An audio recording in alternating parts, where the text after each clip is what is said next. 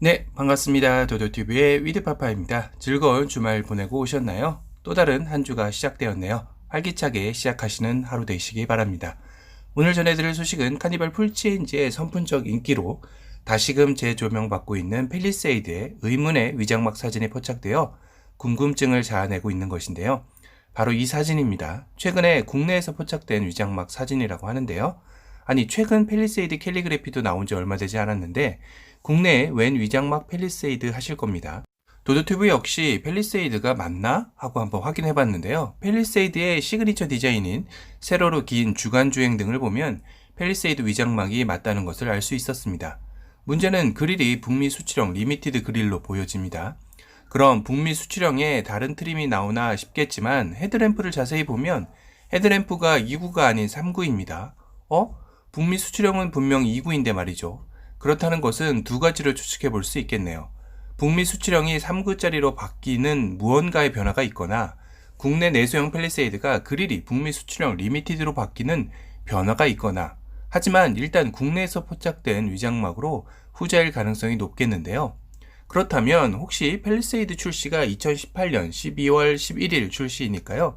지금이 2020년 8월. 그렇다면 이 시점이라면 페이스리프트의 얘기가 스물스물 나올 때가 된 것이기도 하죠. 2년 정도면 충분히 가능성이 있는 예상인데요. K7 풀체인지 역시 페릴이 되고 풀체인지 주기가 점점 짧아지고 있는 것이 이를 뒷받침해 주기도 합니다.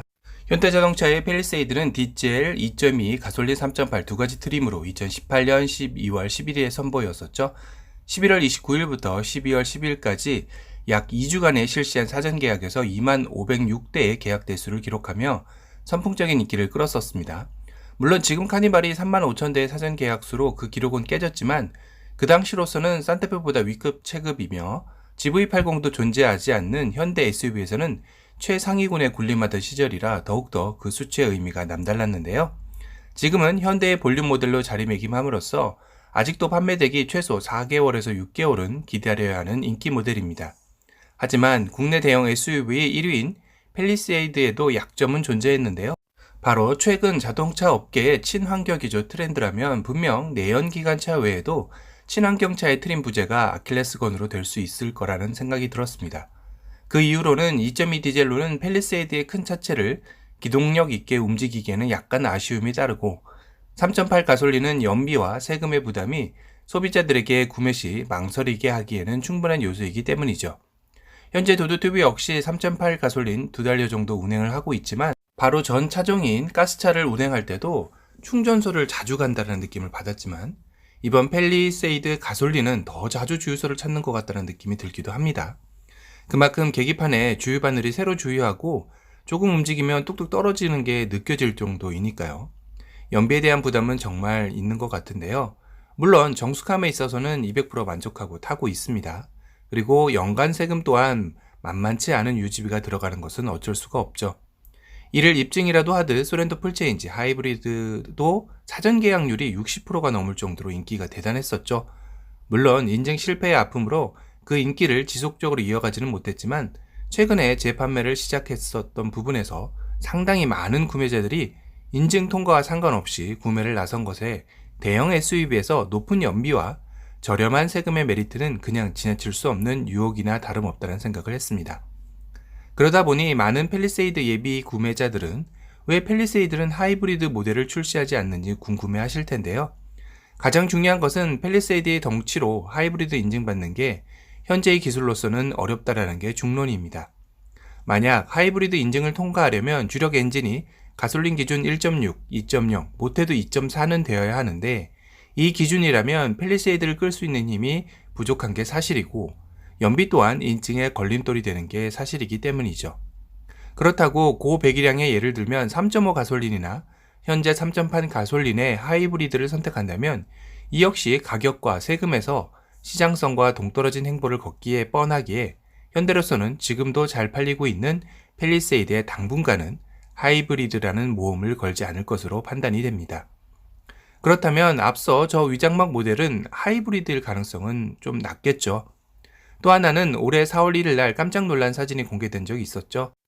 바로 팰리세이드의 M버전 사진이었었는데요. 현대 M버전의 상징인 푸른 빛깔의 컬러와 하단의 엣지를 더해주는 레드 사이드 스커트, 그리고 엠버전 브레이크 전용 파츠, 후면에 고성능 상징인 듀얼 트윈 머플러 팁과 역삼각형 모양의 보조 제동 등이 적용된 전용 스포일러는 너무나 멋졌습니다.